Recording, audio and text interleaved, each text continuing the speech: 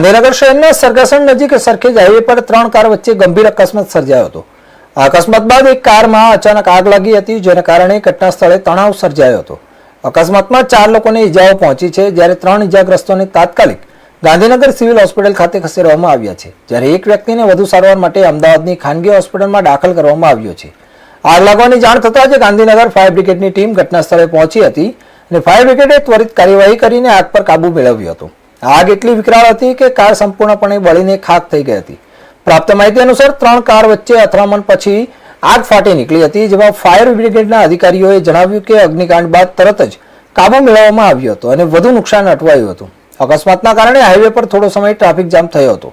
Police અને fire વિભાગે મળીને સ્થિતિ નિયંત્રિત કરી હતી। હાલ ઈજાગ્રસ્તોની સારવાર ચાલુ છે અને વધુ તપાસ ચાલી રહી છે।